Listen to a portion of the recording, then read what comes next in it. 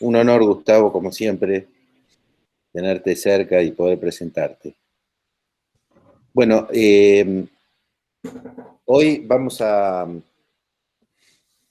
tener a propósito de la publicación de la novela Gómez, Improbables aventuras de un fotógrafo en Mar del Plata, que es un libro de reciente publicación de Gustavo, ya muy conocido, el libro, ha tenido un gran éxito, y él conversará sobre las particularidades propias de la narrativa en el arte secuencial y su vinculación, en este caso, con la historia de la arquitectura y las transformaciones urbanas. Gustavo, para los que no lo conocen, es arquitecto, recibido en la Universidad de Buenos Aires, es profesor del taller de experimentación proyectual y el Laboratorio de Experimentación Tecnológica del Instituto de Arquitectura y Urbanismo de la Universidad Nacional de San Martín. Es profesor titular por concurso de las materias de Arquitectura 1 a 4, Proyecto Arquitectónico y Proyecto Urbano en la FADU UBA, con la cátedra Taller A77. Integra junto a Lucas Gilardi el equipo de Arquitectura A77, donde desarrollan trabajos vinculados con la autoconstrucción y la reutilización de restos industriales y el reciclaje aplicado a la vivienda experimental. También a la formación de instituciones efímeras, a la activación de dinámicas sociales en el espacio público y a la autogestión de espacios culturales. Es autor de escritos y ponencias sobre asuntos urbanos y arquitectura. Sus trabajos construidos han tenido lugar en Buenos Aires, en Barcelona, en Nueva York, Valparaíso, y han sido exhibidos en múltiples exposiciones nacionales e internacionales. Yo rescaté una frase de varios artículos y reportajes que tiene Gustavo publicados, que se define como autogestor y educador, y en esta frase dice: construir con lo que se tiene a mano. Es una filosofía de trabajo que no solo activa la imaginación, sino que hace posible el cumplimiento de los sueños. No es una defensa del realismo, sino todo lo contrario. Así que bueno, hoy nos presenta, a partir de Gómez, una nueva historia. Gracias, Gustavo. Bueno, bueno, muchas gracias. Para mí es una alegría enorme poder contar algo de este trabajo, que es más que nada, es como un oficio, digamos, a diferencia de otras actividades, es un trabajo artesanal. La historieta es como un género popular, que me interesa como ponerlo en valor en relación a que es un objeto, una pieza de la cultura que forma parte de nuestro acervo como argentinas y argentinos, porque la historieta argentina ha tenido a lo largo de casi un siglo una presencia incuestionable en el escenario internacional. Y por otro lado, ha dicho cosas y a través de ese recurso que es la relación entre la palabra y las imágenes. Tal vez el cine es lo más cercano como género, pero tiene su nivel de autonomía también la historieta, porque eh, tomó su propia dimensión en función de cómo contar una historia, ¿no? Tiene su propio lenguaje, tiene su propia forma de narrar, de contar historias, que es básicamente algo medio ancestral, ¿no? Como algo que tenemos cada una y cada uno de nosotros incorporados: es contar un cuento, contar una historia, contarle un relato a alguien, invitarlo a sumergirse en un mundo que es real, pero que es fantástico. Bueno, la verdad que para mí la historieta tiene que ver con eso, con un vínculo muy estrecho en esa dimensión que oscila entre lo real y lo fantástico. Así que yo preparé unas imágenes para entrar en calor, digamos, en términos cuando yo digo tradición, ¿a qué me refiero? Y la construcción de imaginarios urbanos y toda una situación que está referida a eso, digamos. Me parece como interesante de ponerlo en escena. Así que dígame si se ve bien. Ahí arrancamos.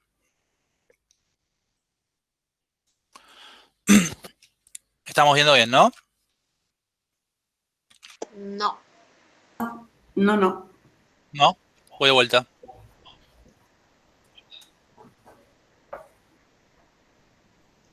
Ahora va a ir, ahora va a ir. Me olvidé de apretar el último botoncito.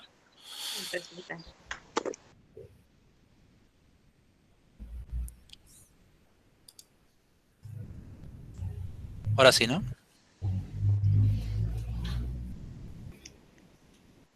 Ahora sí. Ahora sí. Bueno, esta era un poco la carátula, pero el Gómez, de quien se refería Claudio, es el personaje del libro que acabo de editar. Es un fotógrafo de la arquitectura argentina. Acá está en una situación de perplejidad porque no vamos a hablar de él, sino vamos a hablar de otra cosa. Quienes últimamente han tenido contacto con la historieta, cuando se les habla de historieta histórica de la Argentina, la primera imagen que aparece es la del Eternauta, como nuestro personaje canónico, digamos, en la historieta argentina, a través de la dimensión que cobró en la política también y en las cuestiones que tienen que ver con un valor de simbología y de mensaje. Cuando la historieta se mete en estos temas en los cuales las cuestiones de lo real aparecen en la historia, en una historia fantástica, es donde nos sentimos identificados, sentimos que estamos adentro de algo, que nosotros podríamos formar parte de esa historia. Así que la batalla de River Plate, que es un poco el escenario de esta historia, contada en el año 57 por Solano López y Oesterheld como autor y Solano López como dibujante, desplegó una cantidad de historias y de mitologías respecto a cómo la ficción puede encarnar una realidad, cómo esa realidad puede tornarse cada vez más real y más verosímil. Esta historia de los años 50, posteriores a la caída de Perón, digamos, 2 años después de la caída del peronismo, con una capa de realidad en ese entonces como que tenía un cierto nivel de dimensión, fue muy diferente cuando la misma historia la dibuja Alberto Breccia en el año 69. ¿No? Ocurre lo mismo, la historia ya no salía en la revista Gente, como por fascículos, por entregas semanales, de una manera muy rara, porque la revista Gente habitualmente no había abordado el tema de publicar historietas. Pero llegado el caso, la historia empezó a inquietar de tal forma que le piden a la dupla, Oesterheld y Breccia, que la aceleren y que la terminen de una vez. Así que esta historia es una historia, la del Eternauta, de la versión del año 69, en momentos en donde estábamos atravesando una dictadura militar como la de Onganía. Estaba como muy vinculada a ese momento histórico y empezaba cada vez a cobrar más realidad. Y todo lo que nos ha ocurrido luego, con el proceso militar, terminó de sellar una historia que era una premonición en alguna medida, que era como un latir de algo que estaba incorporado en el imaginario. Y el despliegue de esa invasión por la ciudad, bueno, el año 69, recordemos también que es la película Invasión de Hugo Santiago, con guión de Borges y Bioy. Entonces, bueno, estaba muy presente toda esta cuestión, ¿no? También en la película de Hugo Santiago hay una escena en el estadio, creo que se filmó en Huracán también, no me acuerdo bien el estadio en el que se filma, pero bueno, había un clima de época. Cuando yo me vinculé con la historieta más cercano a la adolescencia. Yo tenía un vínculo con las historietas más infantiles y las de superhéroes que llegaban por versiones mexicanas acá en la Argentina. Fue con el regreso de la democracia, paradójicamente, con la aparición de la revista Fierro. Y la revista Fierro revisita como campo cultural a la historieta y trata de poner una dimensión de que los temas que se aborden tengan que ver con la realidad inmediata, ¿no? Esta es Evaristo, es un serial también de Solano López, pero esta vez con guión de Barreiro, si mal no recuerdo, que trata de las andanzas de un comisario, Evaristo Meneses, que había sido un personaje real. Y acá vi por primera vez dibujado el conurbano, vi una villa de emergencia dibujada, vi la fábrica, los paredones, pero de los años 50, como una reconstrucción de los 50 y 60, en épocas de proscripción peronista. Y para mí fue muy impactante empezar a ver cuando vos ves dibujado algo que te resuena de todos los días, ¿no? Cuando vos ves en una situación de despliegue fantástico algo que te parece que es algo de todos los días. A mí me terminó de romper más la cabeza esta historia, porque esta es de una historieta que se llamó Bárbara, dibujada por Juan Zanotto, también guión de Ricardo Barreiro, que transcurre en una Buenos Aires inundada. Si ustedes pueden ver ahí, primer plano es la naturaleza habiendo invadido una ciudad, y esa es una esquina de la avenida Corrientes, digamos. Se aprecian la mansarda, se aprecia la construcción clásica de esa arquitectura de los años 20 que se hacía en altura.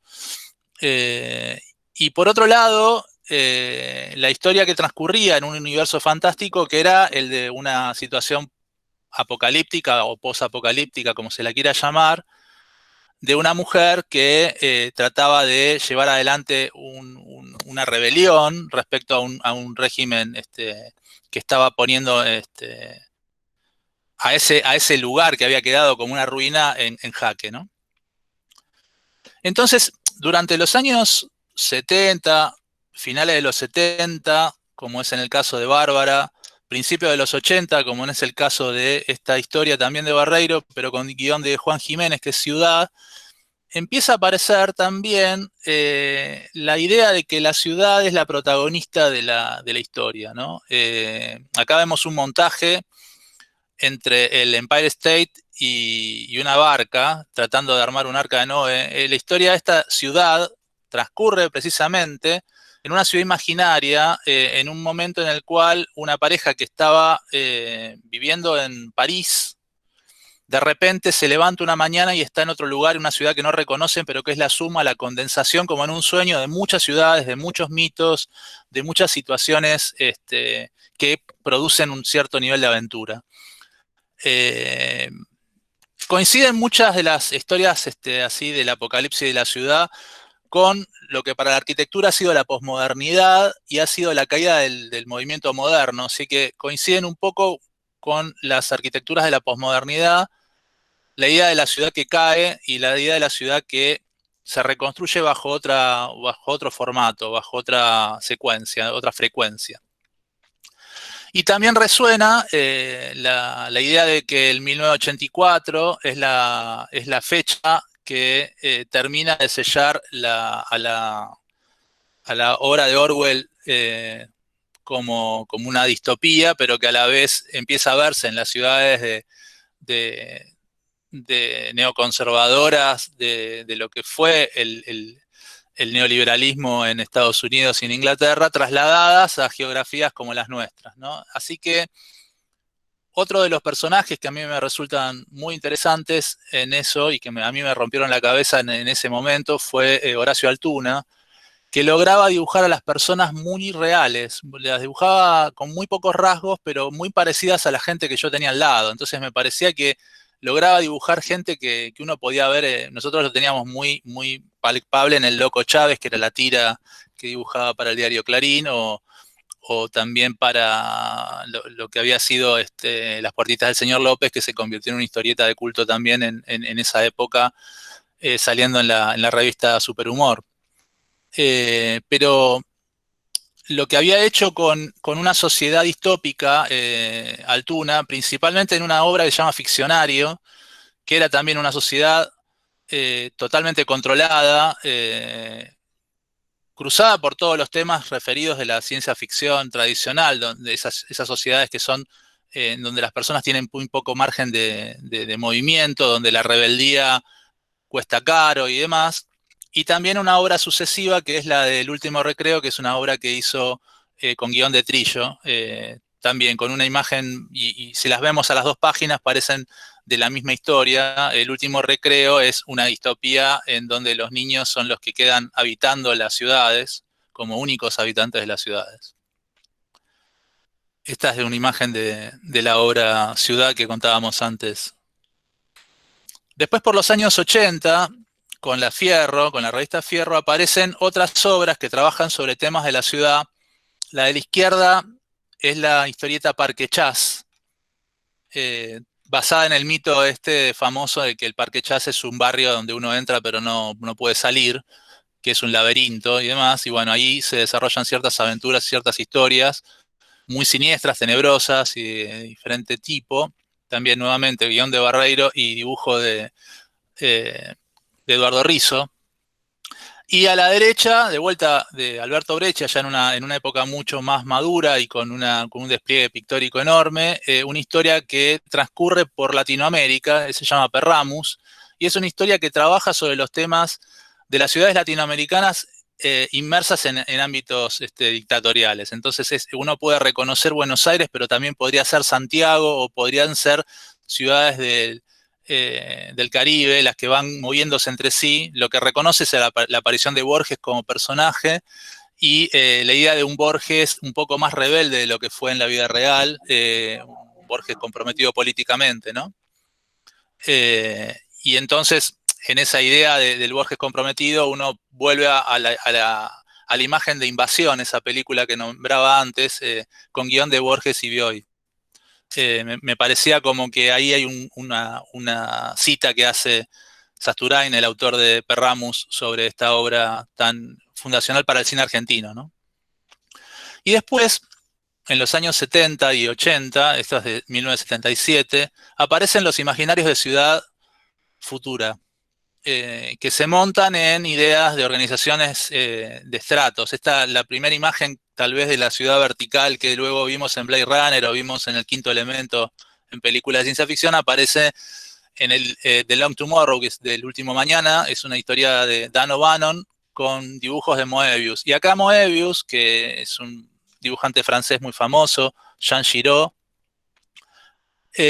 lo que prepara es un campo de desarrollo de unas fórmulas urbanas que tienen que ver con la estratificación, con la ciudad vertical, con los sistemas de vehículos y de móviles de diferente tipo, moviéndose por el espacio, y ciudades sucias, ciudades atiborradas de mercancías, pero manejadas desde mecanismos de control y de dominio nuevamente.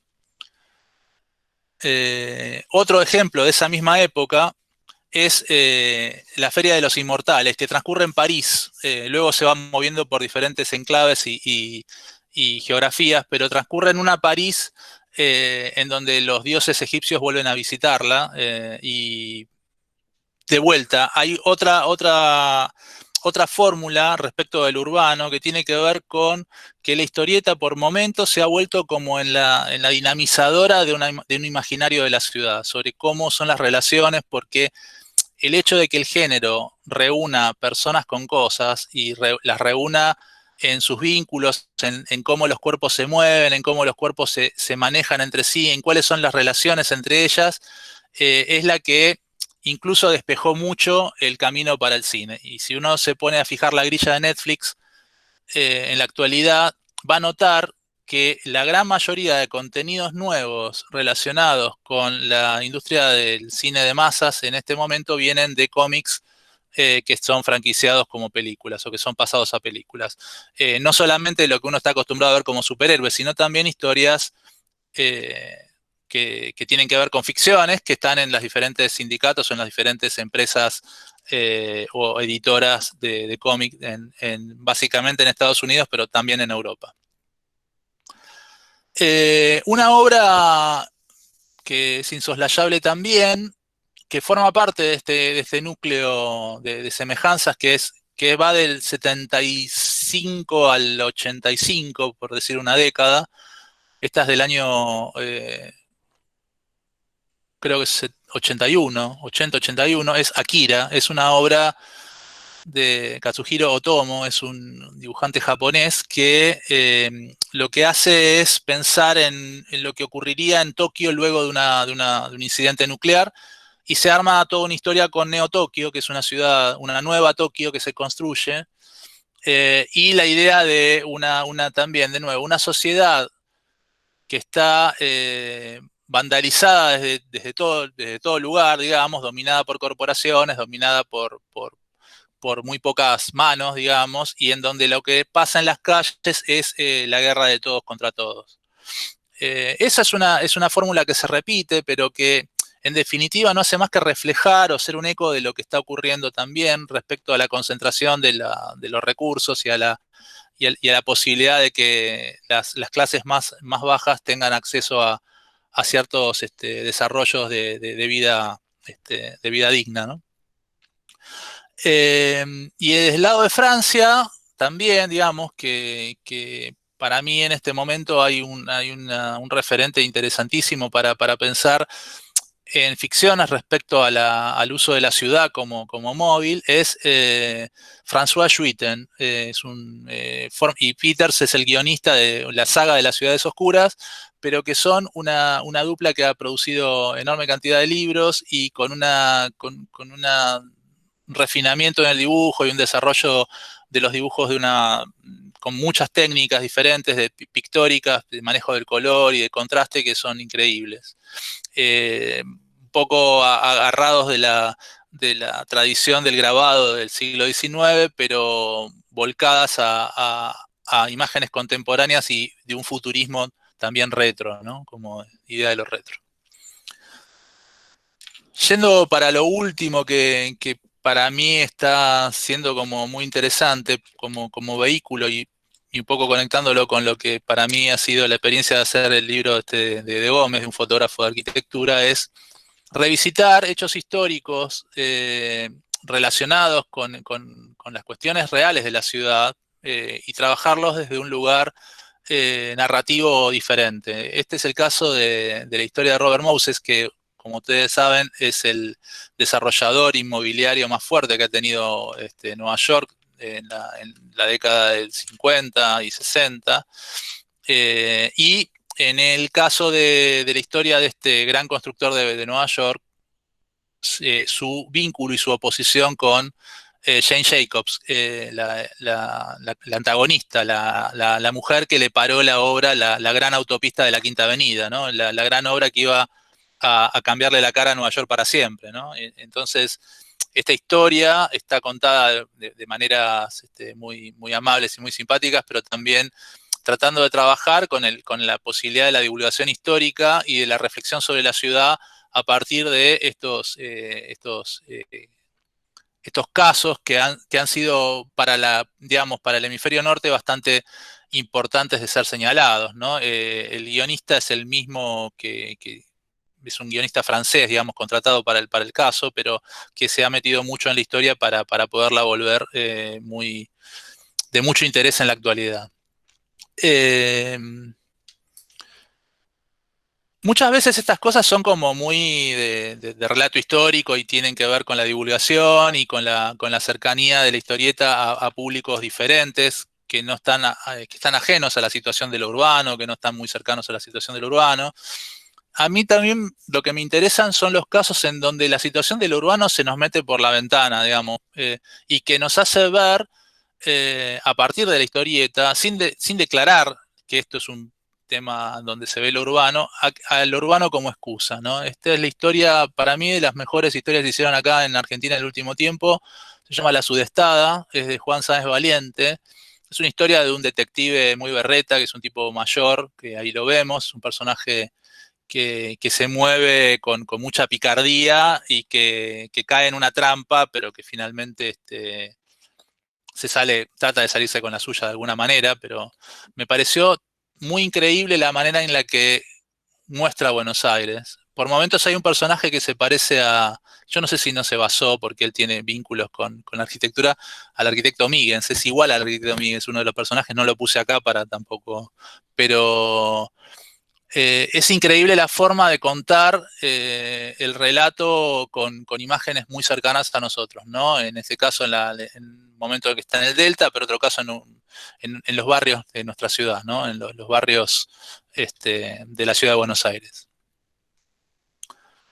Bueno, esto es lo que les traje como para introducir al tema de la historieta, como algunos casos, algunos ejemplos que me servían como disparadores. Yo traje también la historieta para poderla pasar en un ratito, pero si quieren podemos conversar o si les ha surgido algo de lo que vimos y lo podemos ir hablando también, ya que esto se llama diálogos.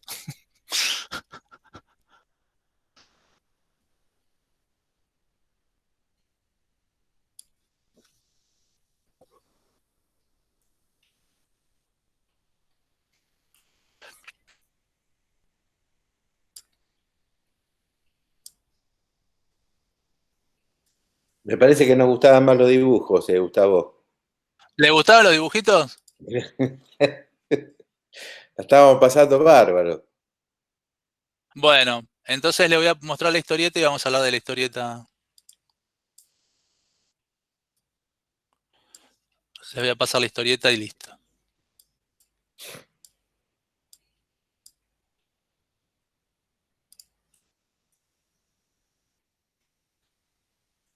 Díganme si se ve bien y arrancamos. ¿Se ve? Se ve negro por ahora. Está cargando, está negro, sí. Avísenme y ya.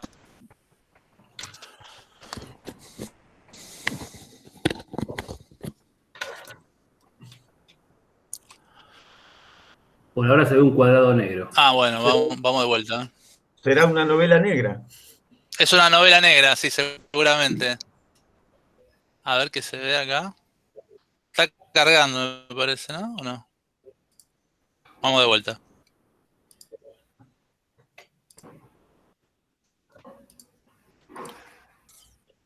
La historieta de Mondrian. Sí, a ver ahora. Ahora sí. Ahora sí. Ahora sí. Bueno. Bueno, ¿qué es esto? ¿Qué es este libro? Tengo una historia con la historieta, como les contaba, que viene de la adolescencia. Yo estudiaba historieta de muy chico, 14, 15 años, iba al taller, a la escuela de Garaycochea, que en ese entonces era una escuela que enseñaba dibujos de todo tipo, y yo me había anotado en el curso inicial de Alberto Salinas, que era como el hijo de José Luis Salinas también, una casta de dibujantes que han hecho muchas historias. Alberto hacía en ese entonces Dago, que era una historia de aventuras en la Nippur, que eran las historietas argentinas de antología. Y bueno, entonces yo esa etapa de mi vida la suspendí durante 35 años, digamos, más o menos, hasta mis 50 casi, en donde volví a dibujar historieta. Y en ese entonces me inscribí en un taller, volví a ser alumno, después de casi 30 años de dar clases, y también me cambió un poco la vida de eso.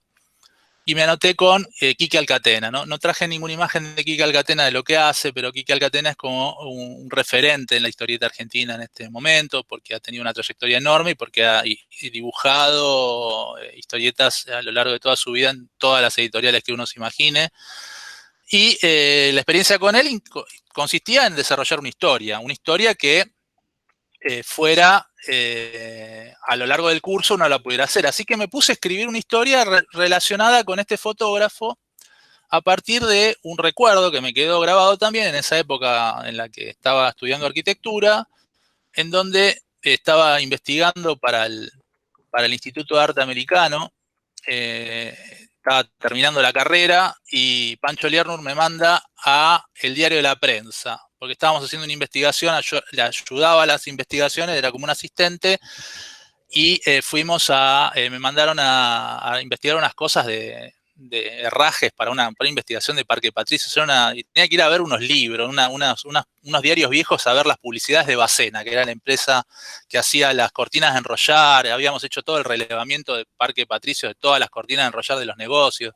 Bueno, esas cosas. Pero bueno, en un momento me acompaño a la persona que me estaba dando los diarios y me muestra un sótano que estaba lleno de todos los negativos de fotografía del fotógrafo Gómez. El fotógrafo Gómez ha sido el fotógrafo más importante de la arquitectura moderna, digamos, en la época en donde los edificios de los años 30 a los 50 están todos retratados por él, y el que no fue el fotógrafo, digamos, de las revistas de arquitectura, ¿no? La revista de arquitectura y nuestra arquitectura, básicamente.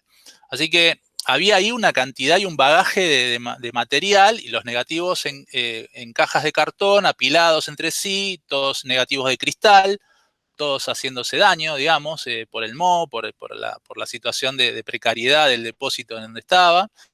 Y me quedé con esa imagen dando vuelta en la cabeza porque yo era muy afín de ver la arquitectura argentina y de ver las fotografías que el tipo sacaba. Ahora, si ustedes me preguntan qué cara tenía Gómez, no sé qué cara tenía Gómez. Yo inventé una cara que después me di cuenta que Gómez era gallego y hice la cara de mi abuelo gallego. Sí, después me di cuenta, ¿eh? No reparé que era muy parecido a mi abuelo hasta que vi la foto de mi abuelo. Dije, bueno, sí, la verdad es que lo hice al abuelo.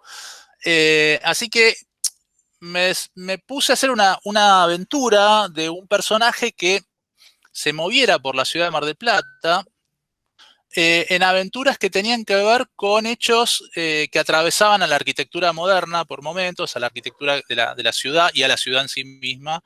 Y a poco todo eso fue llevando a que la ciudad se convirtiera como en la protagonista de una historia, en donde se movían otros restos que me quedaban de la adolescencia, en donde yo también me había hecho muy fanático de las películas argentinas de los años 40 y 50 que daban en la televisión a las 3 de la tarde. Así que hay mucho del policial negro argentino, de las películas que yo veía. Yo me sabía de memoria todos los actores, actrices, los directores de cine de esa época. Y entonces todo esto empezó a tomar forma porque no había logrado su cometido unos años atrás, para el 2005, cuando había empezado a escribir un guión de cine que transcurría en la inauguración del Ariston y que contaba con una especie de hipótesis de corte ingenuo que tenía que ver con que si juntaba guita con un subsidio del Inca, se podía con esa guita restaurar el Ariston y firmar una novela, una novela negra que transcurriera entre la decadencia del Ariston ahora con el esplendor en un momento donde hubiera un policial que transcurriera. Esa era un poco la hipótesis. Bueno, no pasó eso, pero como me di cuenta que con la historieta no hay límite de presupuesto, un poco eso es lo que me decía mi profe, mi maestro Quique, me involucré en desarrollar una historia que se moviera a través de ciertas mitologías de la ciudad y ciertas cuestiones reales de la ciudad, y se moviera también en un arco de temporal que iba del 45 al 55, que también me parecía que era muy sintomático en el momento en el cual una ciudad que había nacido para la oligarquía y para las clases aristocráticas se transformara en una ciudad popular para todas las clases y que fuera la ciudad popular del veraneo argentino. Así que empiezan a aparecer en esta historia personajes también de la cultura en general, como por ejemplo esta mujer es Estela Canto. Estela Canto ha sido una escritora que en ese momento era muy jovencita, había ganado un premio de literatura. El piloto del submarino que viene cuando termina la guerra, un submarino nazi que llega a Mar del Plata, y el círculo intelectual argentino con las hermanas Ocampo, con Bioy y Borges, que no aparecen en la historia, pero que aparecen nombrados de alguna forma,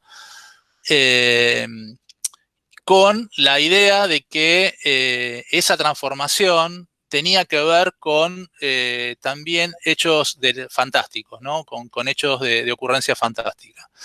Así que capítulo tras capítulo, la historia se va moviendo de géneros, pasa de un policial a historias más fantásticas, a historias de espías, a historias de intriga, siempre tratando de entender que esto tenía que ver con desarrollar aventuras, que la aventura era como un género que era factible dentro de la tradición de la historieta. y que podían empezar a articularse cuestiones que tenían que ver con la ironía como fórmula de acción o de manejo de la acción, con ciertos sarcasmos y con la aparición de personajes antagónicos y cercanos a la vez, como los Williams y Bustillo, ¿no? O sea, como formando parte de ese círculo aristocrático que en el 45 estaba totalmente vigente en la ciudad y que le marcaba el ritmo a la ciudad. La posibilidad de que esta historia se desarrollara tenía que ver también con que no estaba teniendo un guión muy predeterminado. Cuando lo escribí lo fui haciendo a medida que lo iba dibujando, pero tenía como un sentido que era el de cubrir un arco de época en donde las aventuras se sucedieran y que tuvieran un desenlace que fuera marcado por el 55. 55 como el fin del ciclo peronista, pero también como el comienzo de otra cosa a posteriori que queda como un vacío, y que lo único que nos queda de la ciudad luego de todo eso tiene que ver con una idea sobre el patrimonio, un concepto sobre el patrimonio, que nació con la idea de la ruina en el archivo de Gómez, cuando vi todos esos cristales deteriorándose, pero que finalmente se fue arrastrando a los edificios, ¿no? Al Ariston, a la Casa del Puente, a el patrimonio de los palacios aristocráticos de Mar del Plata, que van cayendo uno por uno, y una ciudad que se va transformando en cierta medida en una especie de señal sobre lo argentino, ¿no? Como una especie de ADN sobre lo argentino que estaba interesante de explorarlo y de entenderlo.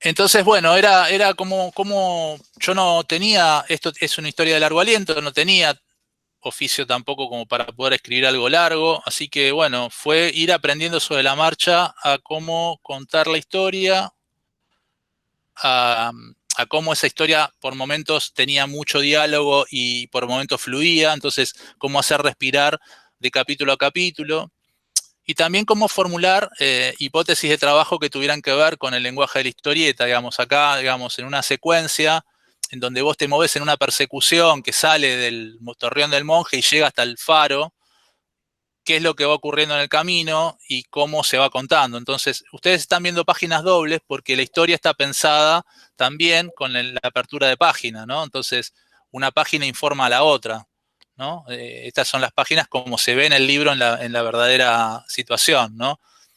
Y muchas veces esas son coincidencias respecto al trabajo entre lo horizontal y lo vertical, en la relación entre los plenos de los negros con los blancos, en cómo se llenan eso como una especie de partitura, en dónde van los cuadros de diálogo para que todo eso fluya. Bueno, son cosas que tienen que ver con el oficio de cómo la historieta tiene una tradición sobre cómo contar y cómo eso que es propio de la fórmula, digamos, trata como de ensayar novedades. Entonces también es como no quedarse con las formalidades. Acá, por ejemplo, en esta página, es una página que trabaja con la simetría del personaje en la playa y luego caminando por la ciudad viendo la demolición, como se ve en la imagen inferior del medio de la página izquierda y la que está central delante de la ruina, o cómo esos cuadros se van enganchando entre sí para construir un diálogo que tiene fuera de campo, que tiene un momento donde el diálogo sigue a pesar de que la imagen se mueve. Digamos, también es la idea de pensar que lo que se dice muchas veces con la palabra se contradice con la imagen y viceversa, o que las situaciones que se van desarrollando van teniendo diferentes momentos en donde hay primeros planos y también hay fuera de campo, hay cosas que pasan por fuera del momento de la imagen. La idea de llegar al 55 y de pensar de que una escena posible de un torneo de los de Mar del Plata, donde ha venido Bobby Fischer a jugar, terminaba teniendo una historia de fantasmas por detrás y terminaba dando cuenta de que los fantasmas de la ciudad y los fantasmas de nuestras sociedades eran mucho más graves que lo que la Guerra Fría nos venía a traer como discurso internacional, porque estábamos también pasando un momento crítico de un modelo que finalmente quebró la situación de un país posible a un país que no lo fue. Entonces era como contar de una manera simpática hechos que luego finalmente resuenan en nuestra historia. Entonces, también por detrás de esta historia hay una idea que es no retratar a la historia tal cual fue, sino pensar en que esta es una Mar del Plata paralela, una Mar del Plata imaginaria, que si bien hay personajes reales, se mueven en un arco de un corrimiento de ciertos grados. Me apoyé mucho en la estructura narrativa de la trama celeste de Bioy Casares, donde hay un momento en donde alguien se pierde en un vuelo y sale, aterriza en un lugar y termina estando en un lugar que es el mismo lugar pero paralelo, ¿no? No es ese lugar al cual estaba acostumbrado. Había algo que se había movido, algo que se había cambiado y que había cambiado la total relación de las cosas. Sin embargo, me aprovecho para también contar que detrás de todo esto hay situaciones que forman parte de lo que realmente ocurrió. Hay muchos datos que son reales y muchos datos que están trastocados para que la historia cobre sentido de una forma más fiel, que se muestre de la manera más fiel posible. Entonces, bueno, lo que tiene que ver con la idea de final de la historia en este libro tiene un final en el 2003, ¿no? Después del 2001, en momentos en donde todavía hay una situación de ruina del Ariston que permitiría algún tipo de restauración. Y acá hay todo un ensayo final que no les voy a contar para que tengan curiosidad del libro, que tiene que ver con una especie de ironía respecto de lo que es el patrimonio arquitectónico, ¿no? De qué pasaría si el patrimonio se convierte en algo, en una moda, ¿no? Y empieza a haber diferentes formas de consideración del patrimonio. Y bueno, hay muchos grupos políticos que están peleando por cuál es el verdadero patrimonio que hay que rescatar. Bueno, ahí les conté más o menos cuál fue el trasfondo del laburo, que es un trabajo que duró cerca de 3 años. El año pasado ya estaba listo, pero bueno, esperando que supuestamente iba a pasar un poco más rápido la pandemia, lo pudiera presentar en público y bueno, finalmente lo presentamos virtualmente. La idea de poder contar con la historieta cosas que habitualmente en el género popular no están sabidas o que no están contenidas. Entonces, volver popular a lo urbano arquitectónico me resultaba una cuestión divertida. Y eso hace que, bueno, ahora lo que estoy escribiendo para lo próximo tiene que ver con algo mucho más educativo en algún sentido, porque es una historia de ficción infanto-juvenil, pero de urbanismo para niñas y niños, así como de una idea de cómo contar, cuáles son los problemas de vivir en las ciudades y cuáles son las aventuras posibles para poder abordar ese tema.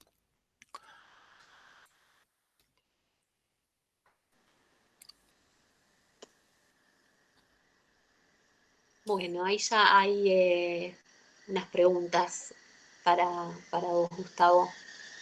¿Querés que te las lea? Dale. Bueno, Juan Pablo Berberi. ¿Pudo haber incidido la historieta en el pensar espacios futuros sin la restricción del presupuesto o lo económico, pero en la arquitectura que haces y enseñás?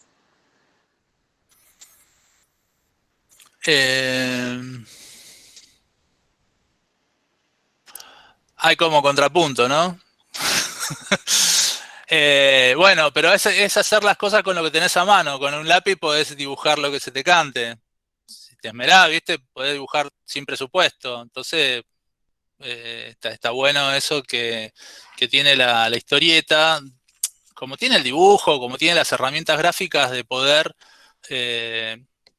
desarrollar una historia sin límites, con el límite de la imaginación que se te va ocurriendo y con esa con eso que tiene por sí, digamos, como por naturaleza el dibujo, ¿no?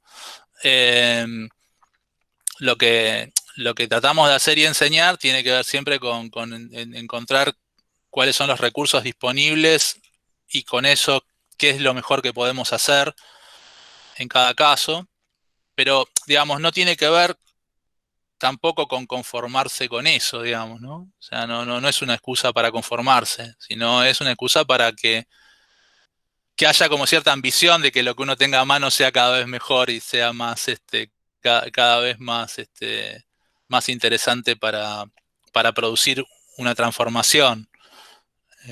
No sé si con eso responde algo. Sigue preguntando también. Al construir dibujos tipo croquis, imaginarios o anteproyectos, ¿te has valido de la historia? ¿Dibujás personajes en los espacios a proyectar? Sí, personajes siempre dibujo. A veces no me conviene mostrar quiénes son los personajes que dibujo, pero sí. Igual hay cosas que son de géneros, ¿no? O sea, últimamente con los estudiantes de arquitectura vengo discutiendo mucho con el uso del SketchUp, ¿no? Como facilitador de la tridimensionalidad, porque lo que me parece es que tiene que haber una especie de ejercicio de forzadura sobre los materiales que vienen con la automatización del dibujo, ¿no? Como de que uno tiene que poner un poco de ojo y mano propia y de interpretación a los recursos que vienen con los programas de dibujo, por ejemplo. Me voy al caso porque no implica que uno tenga que dibujar a mano la arquitectura, porque muchas veces hay niveles de precisión que los niveles que para los casos de arquitectura vos necesitás que para la historieta no. Es más, se festeja mucho más en la historieta los niveles de síntesis que uno pueda llegar a tener. Y hay veces los dibujos de representación para un anteproyecto, para contárselo a alguien que va a recibir tu discurso, muchas veces necesitan de mayores esmero para que se vean lo más real posible. Pero lo que veo es que hay un acostumbramiento a la fórmula de los templates, de lo que viene con los programas, que hace que los proyectos se empiecen a parecer mucho entre sí también, ¿no? Que estén volteándole el brazo a la capacidad de proyectar, ¿no? Cuando en realidad siempre el dibujo ha sido una herramienta para proyectar y no al revés, ¿no? Entonces, esta pregunta me surge responderla de esta forma, más allá de mí, sino de qué es lo que estoy viendo que está pasando con el dibujo en la arquitectura, ¿no? Hay veces que la cuestión de la narrativa, hay una estudiante en el taller donde estamos dando clase en la UBA, que está valiéndose de las viñetas para contar los proyectos, ¿no? Y me he dado cuenta que es una herramienta interesantísima para poder contar que a la arquitectura también, no como una pieza, digamos, como aquello que es habitado, ¿no? Como aquello que es aprendido. Entonces, la idea de lo secuencial en la arquitectura es interesante en la medida que demuestra las posibilidades de ser habitado, ¿no? O sea, como de qué forma el tiempo atraviesa esos espacios. De qué forma el factor tiempo es incorporado al dibujo. Que muchas veces el tiempo está como retratado de una manera muy congelada. Entonces la cuestión secuencial muchas veces tiene que ver con valorar el paso del tiempo en una situación que aparentemente tiene un carácter fijo, ¿no? O inmóvil.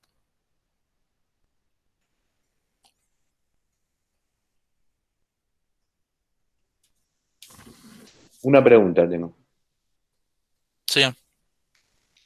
Siendo Gómez un fotógrafo, ¿vos los encuadres los tomaste a partir de la fotografía a través de la En mirada algún de él? caso, sí, en algún caso sí, pero me dejé llevar más porque que eso no me invalidara la narrativa de la historia. Entonces lo tomé más como una cuestión de que él era un testigo que se volvía protagonista, a partir de que en la misma historia se ve que los resultados de sus fotografías detonan acciones. O sea, contra toda idea de que el aventurero es aquel que se mueve en la acción, yo traté de hacer que el fotógrafo sea aquel por el cual su fotografía detone la acción. Entonces, a raíz de lo que produjera como testigo, el testigo se vuelva protagonista. Entonces, hay más de la idea del fotógrafo sobre lo narrativo que sobre lo estrictamente documental. Si el tipo sacó la foto, digamos, yo agarré la foto que está en la escalera de la facultad, no me fijé si era de Gómez, ¿viste? La que está en la escalera de la facultad, que está el cura con William. Siempre me llamó la atención el cura con William. Entonces lo puse a Gómez sacando la foto en primer plano de esa foto, ¿no? Sí. Porque me parecía que la relación entre la iglesia y Williams me resultaba siempre como, me hacía como algo. Entonces, en la historia de los Williams está metida la iglesia de alguna forma, aparece de alguna forma el tema de la iglesia, pero nada, era como jugar más humorísticamente con el tema de la foto, en el caso de que ocurriera esa simultaneidad entre una foto que existía y otra que... Ahí no me importaba si la había sacado Gómez o no, me llamó la atención esa foto siempre y la puse como cierre del capítulo, porque me parecía que era como la forma de cerrar el capítulo, que Williams aparecía después de un quilombo familiar a sacarse la foto en la casa del puente. Pero digo, porque también lo que traté de hacer era no solemnizarlo, ¿no? O sea, de que la historia tuviera gente humana que tuviera problemas fantásticos, pero de todos los días. O sea, como una mezcla de eso, ¿no? Y Gustavo, tomaste el referente, viste que hubo un periodo muy fuerte de, incluso los historiadores de arquitectura, que trabajaban con el croquis como parte de los relatos históricos. Ellos, Jacobi, tipos que además eran increíbles dibujantes, incluso hasta Louis Kahn, ¿no? Digamos, ¿eso te está cercano a vos, la temática del dibujo del croquis de arquitectura con la historieta? Sí. Sí, para mí es inmediato, ¿viste? Es como, es contiguo, una cosa con la otra. Y hay un ejercicio que me hicieron hacer cuando yo estudiaba historieta, que era el ejercicio de Neil Adams. Neil Adams está vivo todavía, yo lo sigo en Instagram porque hace dibujo en vivo. Es el tipo que dibujaba Batman en los 60, es una de las mejores versiones de Batman. Tenía un ejercicio de escuela para aprender a dibujar, que era 3 segundos, se llamaba. Entonces, vos tenías un bloc grande de papel grande y tenías una carbonilla. Y había una persona que tenía que estar 3 minutos en una pose y vos tenías que en 3 segundos, hacer la imagen que estabas viendo de esa persona.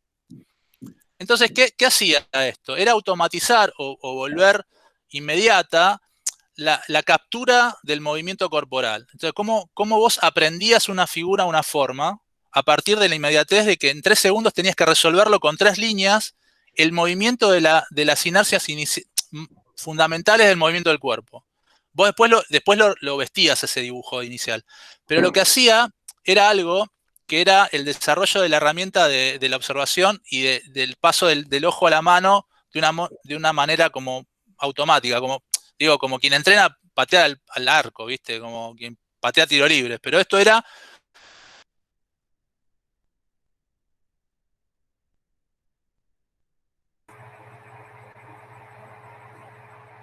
Te muteaste, Gustavo. Estás muteado, Gustavo. Estás Perdón. muteado, sí. Perdón, Ahí va.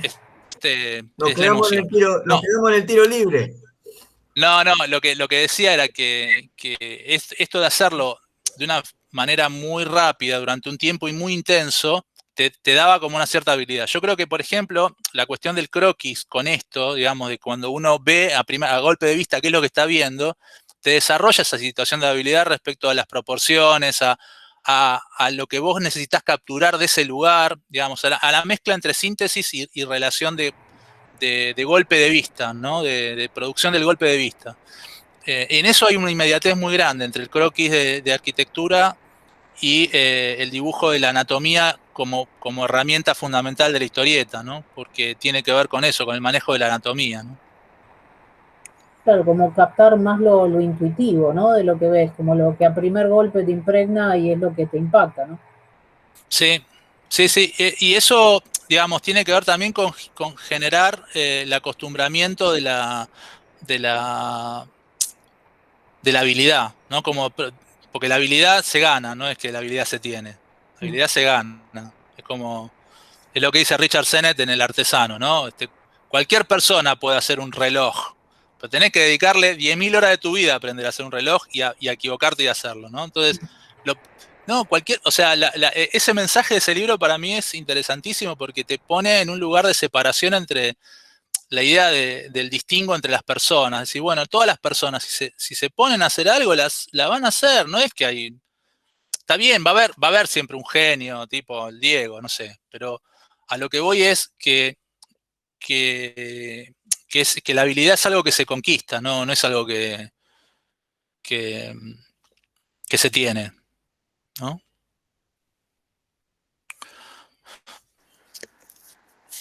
Hay acá algunos comentarios también en el chat. Diego Seconato dice, la historia creo introduce la cotidianeidad en el proceso proyectual, cosa olvidada en la comunicación de la arquitectura en revistas, etc. Es herramienta potente para la enseñanza de la arquitectura y la trabajamos en morfología de la Universidad de Córdoba. Al menos pone en Sí, crisis la figura humana de las representaciones convencionales de la disciplina. sí. Ahí, viste que lo que se habla mucho en este último tiempo es de los cuerpos, ¿no? O sea, de la corporalidad o de cómo aparecen los cuerpos. Y cuál es la presencia de esos cuerpos en las imágenes. ¿Qué es lo que hacen? Y qué es lo que no hacen y por qué aparecen. Viste, cuando en esos renders aparece gente con el celu que parece que viene de una reunión ejecutiva y es en un barrio popular, que viste como esas cuestiones de asincronía entre el proyecto que se está haciendo y la referencia humana que lo está sosteniendo, ¿no? Por eso digo que el dibujo de arquitectura tiene que ver con dejarlo, de hacerlo ver que está habitado, ¿no? Que está habitado y de la forma más real posible, ¿no?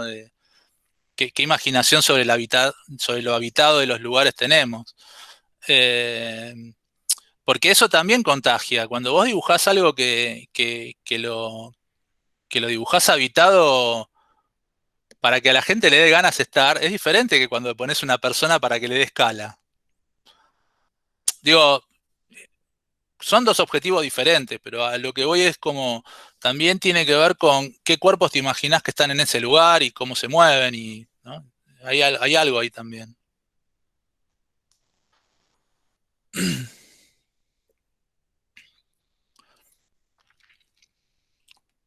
Ahí Diego preguntó, creo que Diego Alcázar preguntó cuánto tuvo que ver la arquitectura de Mar del Plata en la elección de la locación para la historia.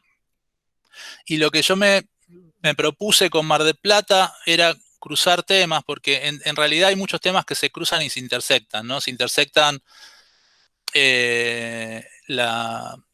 esta cosa de la élite cultural argentina con la idea de cómo también habitaban ellos, ¿viste? Hay un momento, hay una escena que está Victoria y Silvina con los hermanos Canto hablando, había muerto Valerí, están armando el número de la revista Sur en homenaje a Valerí, y entonces están traduciendo un poema, no sé qué.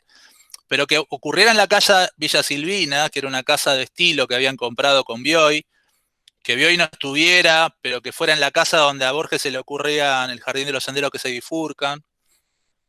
Todo eso tiene que ver con una foto cultural argentina y con una identificación de lo argentino a partir de la división de clase. Digamos, como esta idea de que ahí estaban definiendo lo que iba a pasar, estaban llorando a un tipo de afuera, estaban armando un número de una revista que era como para un grupo, y estaba viviéndose en una arquitectura que formaba parte de un imaginario traído de Europa, ¿no? Y entonces Mar del Plata era eso, pero también fue el veraneo en los 50 de toda la gente que salió a la Rambla y tomó la playa, ¿no? Entonces, en ese arco, me pareció que la arquitectura de Mar del Plata era ideal porque definía un poco lo que todavía seguimos siendo. Poca gente que define algo, una idea de que las cuestiones que tienen que ver digamos, yo reconocía también que en el último tiempo en Mar del Plata, con el advenimiento de ciertas intendencias que hubieron, que fueron fuertes también y demás, había como cierta reacción en la ciudad respecto a lo popular por momentos, ¿no? Entonces, digo, me parecía como que era una oportunidad hablar de Mar del Plata. También aprendí a querer, porque yo no es una ciudad que iba a veranear ni nada por el estilo, ¿no? Pero me parecía que tenía todos los condimentos, ¿no? La polémica por el Ariston o por la Casa del Arroyo, y también una mística y una mitología sobre la ciudad que en muy poco tiempo, en 100 años, tiene muchísimo que contar, ¿no? Entonces, me parecía que cerraba por todos lados esa idea.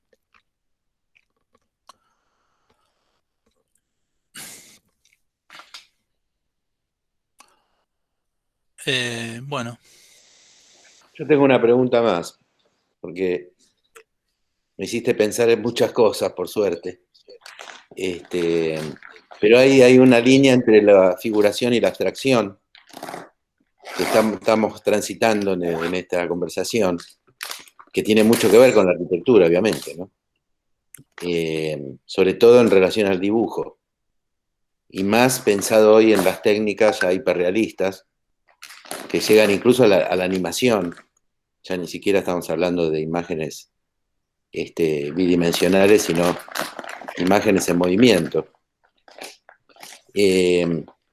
Digamos, es esa conceptualización en relación a tu dibujo,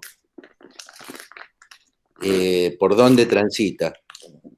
Porque, digamos, hay un cuestionamiento importante, digamos, que haces en relación a eso.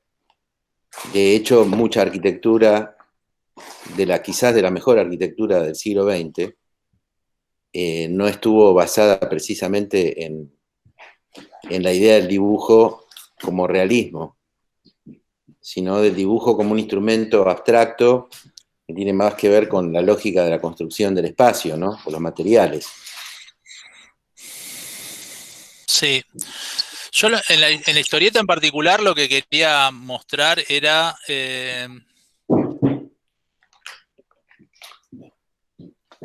te cuento, a ver, en relación con la historieta, yo estoy entrando en una situación en donde el blanco y negro para mí era óptimo porque entraba en el mismo color que las películas que yo veía y porque entraba en la tradición argentina del blanco y negro, que es una tradición del dibujo argentino en la historieta muy, muy importante. Entonces, para mí era un aprendizaje cómo trabajar los bloques de negro y blanco y contrastes y trabajar como en un tablero de ajedrez las páginas y todo eso.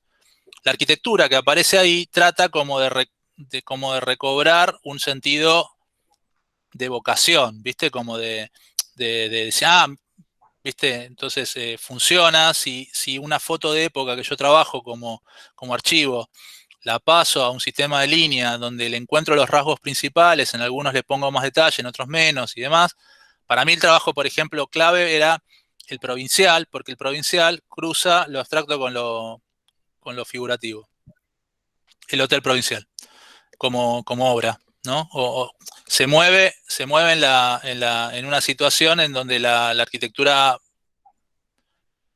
es monumental y tiene como que demostrarse de alguna forma dentro de un valor de severidad fuerte de las figuras, digamos, ¿no? Con mucha severidad, ¿no? Entonces, para mí el dibujo del provincial era como la síntesis entre lo moderno y lo clásico que tiene la ciudad. Ahora, a los fines del dibujo, para la arquitectura en general, yo esa crítica que hago tiene que ver con que muchas veces es necesario entender a lo que uno propone como proyecto dibujado como un elemento de comunicación que no necesita de toda la verdad.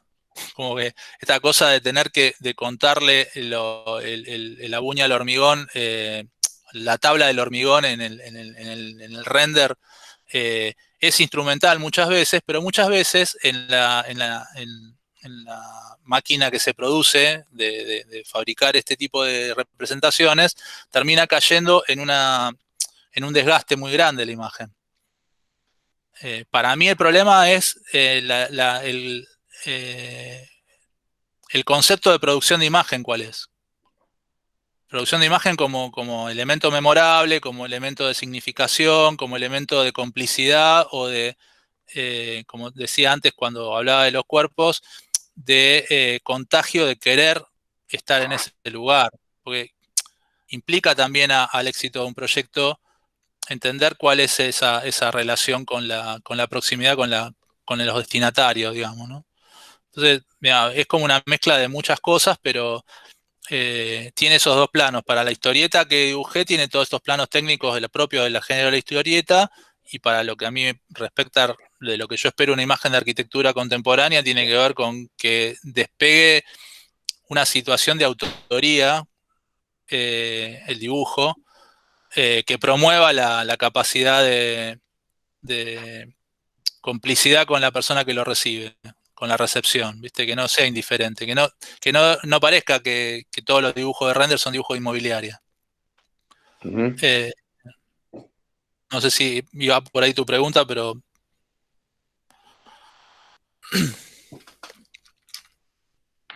Sí, sí, está claro.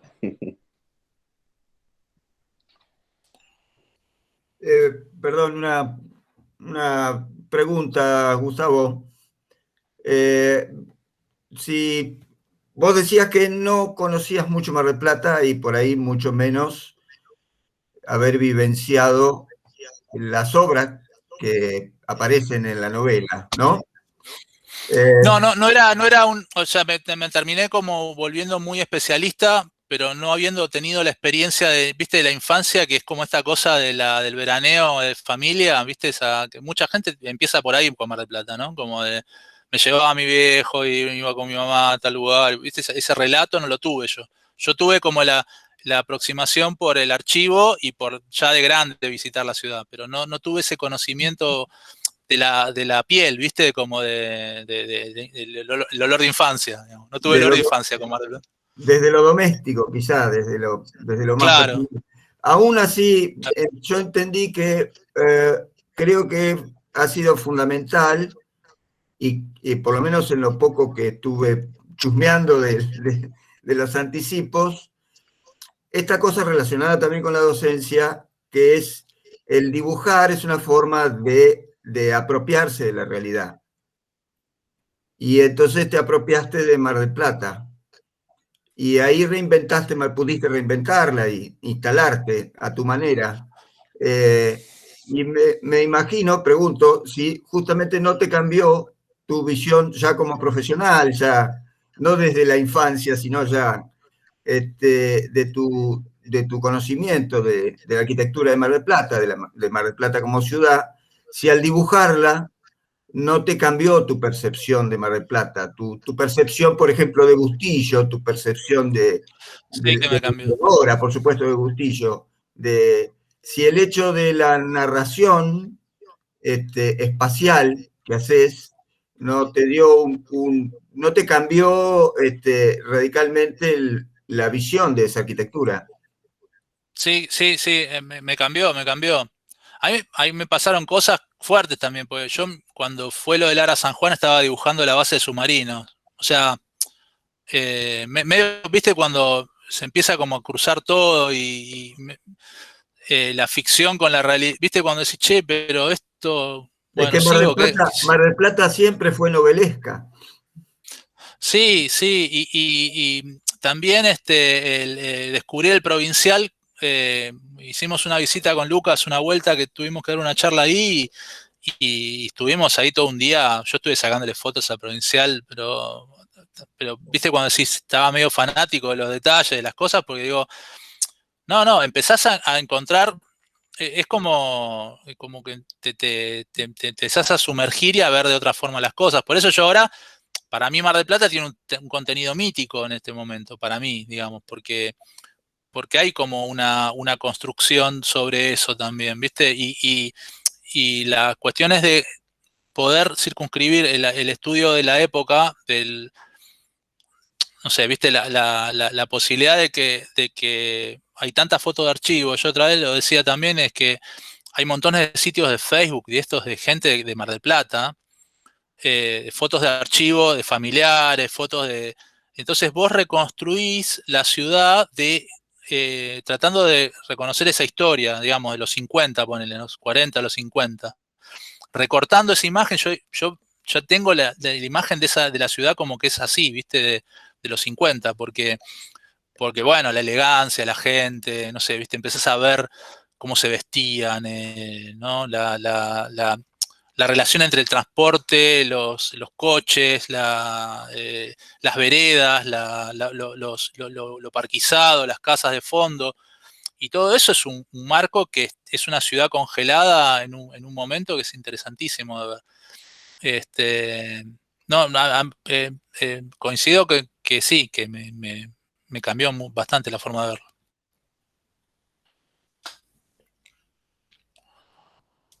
De ahí, por eso lo relacionaba con la docencia y esta cuestión de usar el dibujo como herramienta de conocimiento. El dibujar una obra permite, bueno, entrar de otra manera que lo pasivo que sea ver una imagen. En ese sentido me pareció también interesante esta asociación entre, bueno, dibujo porque quiero percibir, era, creo, de Scarpa, y esa noción de apropiarse de la realidad a través de digerirlo y representarlo. Bueno, el ejercicio ese que yo te decía, el del dibujo inmediato, tiene que ver con hacer entrar el dibujo en tu cuerpo, ¿viste? De alguna forma, con aprenderlo, con que entre en tus sentidos rápidamente, ¿no? O que vos tengas una manera de hacerlo sensible a eso. Sí, es eso. Ahí, a propósito de esto, Lorena preguntaba si cambia el dibujo de los lugares, la mirada de los personajes, o es una mirada externa de lo que estoy yo narrando. Y en algunos momentos se me confunde el narrador con el personaje, y en momentos que hay necesidad de que los personajes estén viendo una cosa ellos, ¿no? O sea, que aprecien una cosa ellos. No sé, hay una escena que es en el puerto, y hay momentos en donde uno ve, el otro no ve, ¿no? O sea, y lo que registran o lo que no registran, o la mirada o lo que dejan de ver. Hay momentos en donde yo me pongo como en contar qué está pasando porque unos miran a otros.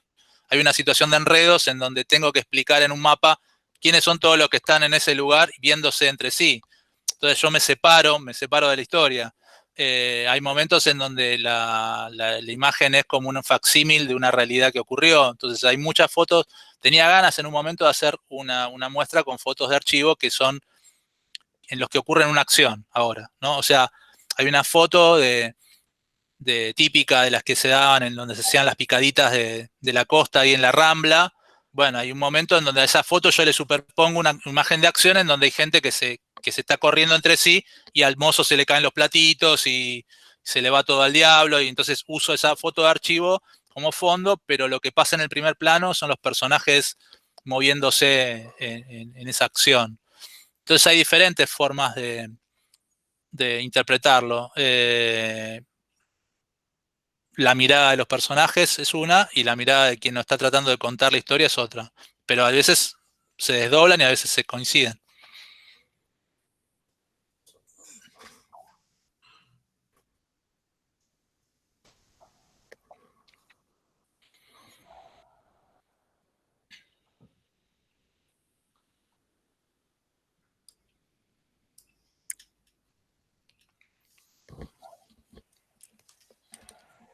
El encuadre para vos, en relación a tu cultura cinéfila. Sí. El encuadre de la foto. ¿Viene del cine o viene de la fotografía para vos? De las dos cosas.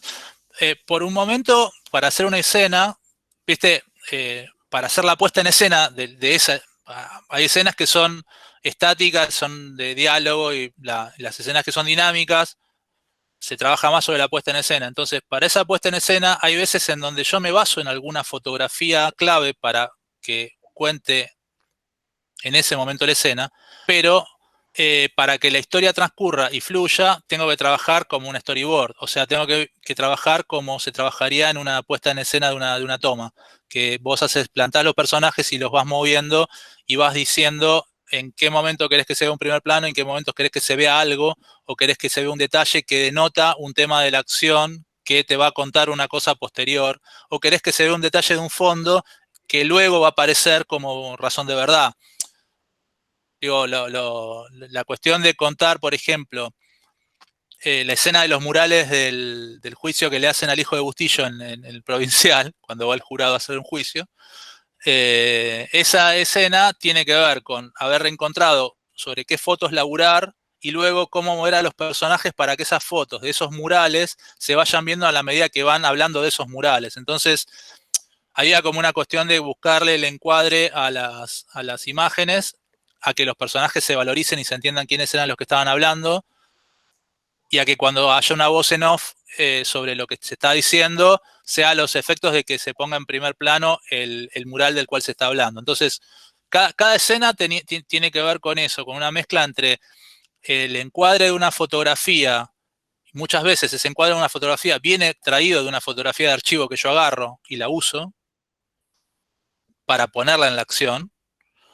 Y otras veces tiene que ver con con la mezcla de la puesta en escena de un movimiento para que el cuadro fluya y para que la acción fluya, y en donde por ahí probablemente aparezca en un momento una imagen o una foto o un encuadre, una cosa más estática.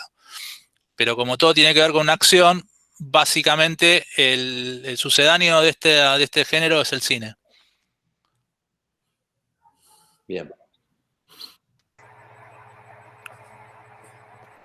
Bueno, Paola hace un ratito ponía ahí en el chat la posibilidad de que si querían podían abrir los micrófonos, como lo hizo Juan recién, bueno, como lo estaba haciendo Claudio también, y entonces, bueno, yo quisiera invitarlos a ver si hay alguno o alguna más que tiene alguna otra pregunta para hacerle a Gustavo, bueno, si puedo abrir su cámara, para aprovechar este diálogo, ¿no? Un poco lo que plantea Gustavo, que realmente se convierta esto en un diálogo.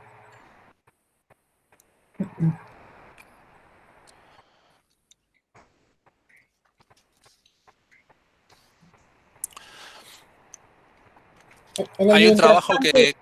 Sí, dale. Yo una cosa que quería contar mientras tanto era que hay un trabajo que me tomé de hacer, era el de cruzar los hechos históricos que a mí me interesaban y que tenían algún sentido para la historia con el material documental de las imágenes que transcurrían con la superposición de los personajes andando entre ellos. Entonces, me interesaban que por ahí hubiera cruces que fueran más visibles y otros menos visibles. Otras cosas que fueran, como se les dice en el género, huevo de Pascua, ¿no? Cosas puestas ahí para que vos la descubras en una segunda lectura o luego, o alguna situación de vínculo a posteriori, que no esté todo en la primera lectura. Entonces eso también es otra capa que tiene la historieta, que vos podés ir descubriendo detalles y cosas que aparecen. En la primera lectura lees la historia para entenderla, pero luego si vos te quedás viendo los dibujos y detalles que aparecen, probablemente encuentres otro tipo de significaciones más adelante. Eso tiene trabajo también, digamos, como de que la historia no quede vacía en la satisfacción del relato solo, sino que el dibujo abastezca al relato a posteriori también. Digo, para complementar los recursos de lo que hablábamos antes, ¿no? Hay un tema que es de composición, que tiene que ver con el plantado de la imagen en la página y que transcurre la fluidez, y después cosas que pasan en el primer capítulo que se entienden más en el último, o cosas que, ¿no? Como que tienen que ver también con el ida y vuelta narrativo que tiene eso, y cosas que tienen que ver con las primeras y segundas lecturas de las cosas. Todo eso comporta toda la cuestión de herramientas posibles que hay en un género como este, ¿no? Que La diferencia que hay en lo que ahora se llama novela gráfica de lo que antes eran las antologías de historietas es lo que puede llegar a ver entre una novela de un libro y una colección de cuentos, ¿no? Antes, cuando uno compraba la D'Artagnan, encontrabas un montón de historietas, o en la Scorpio o la Fierro misma, que eran de antología. Quiere decir que era una cantidad de autoras y autores que ponían cada uno una historia breve de una cantidad de páginas. El hecho de poder contar una historia de largo aliento en bastantes páginas te promueve la posibilidad de este tipo de otros recursos que tratan de enriquecer la narración, ¿no? Como tratan como de que desde el primer cuadro al último hay una conexión, digamos, como que vos, para lograr eso tenés que ir tratando de releerlo el texto también para encontrar que la situación de simetría y de composición general del primero al último capítulo estén enlazadas entre sí. Por eso tiene los mismos problemas que tiene cualquier novela escrita, ¿no? Como de cierto manejo de la forma. Por eso a mí me sirve la arquitectura para esto también, porque haber aprendido temas de arquitectura me sirven para aplicarlos también a la construcción narrativa, por las cuestiones de forma que trae.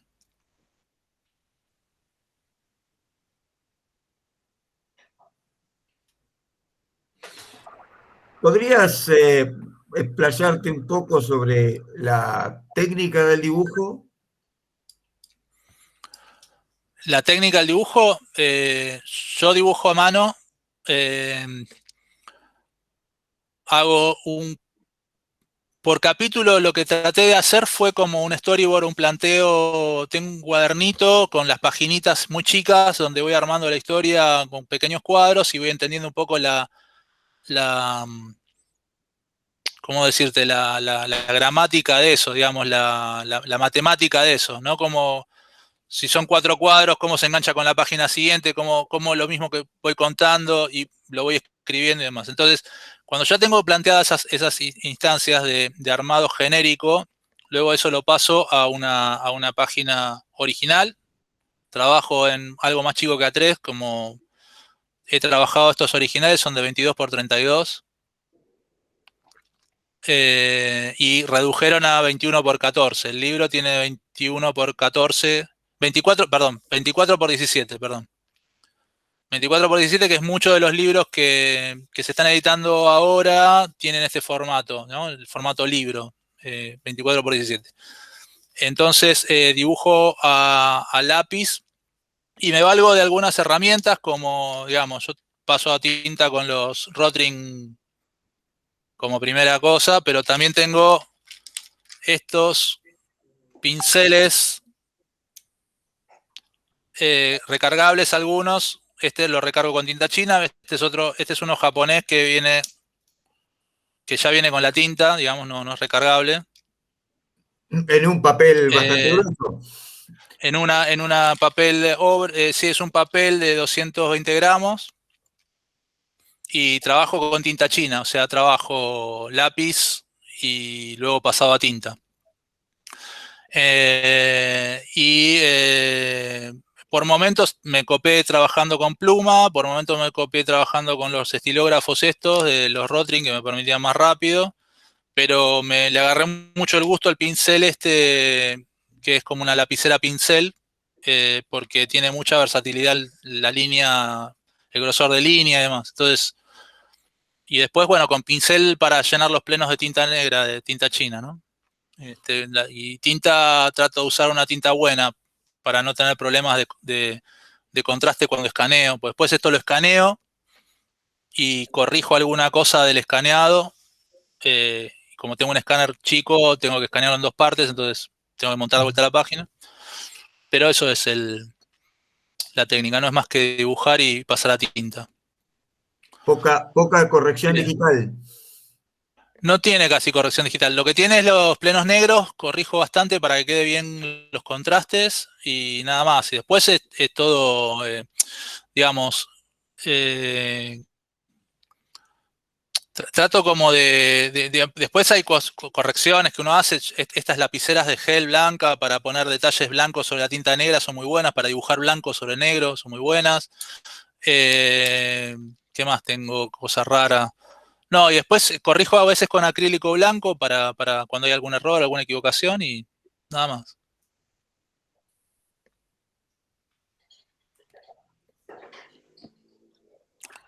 Bueno, Pero bueno, yo estuve tratando de trabajar en digital, pero no es lo mismo, ¿eh? No, se tarda mucho en aprender una cosa nueva. Sí, y también me imagino que te da otra sensibilidad en el dibujo, otra estética, otra expresión, ¿no? Totalmente distinta a lo digital a lo que tiene que ver con el dibujo a mano, ¿no? Sobre todo Sí, por, sí. bueno, el tiempo que vos contás de tu estudio y demás del tema de historieta. Sí, no, en general con el dibujo por tableta que se está usando ahora, me compré una tableta, pero no tiene la fidelidad que tienen las que se usan más profesionalmente y son muy buenas, pero hay que aprender, hay que dedicarle tiempo a eso. No tengo tiempo de eso. ¿Alguna otra pregunta que quieran acercarle a Gustavo?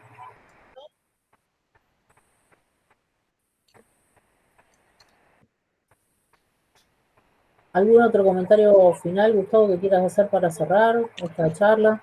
No, muchas gracias por haber dado pelota a este libro que yo hice, por valorar eso y por darle un espacio como este tan importante al libro y a lo que hice con el trabajo este. Pero bueno, me siento muy feliz de que me hayan acompañado ustedes hoy con esta presentación del trabajo.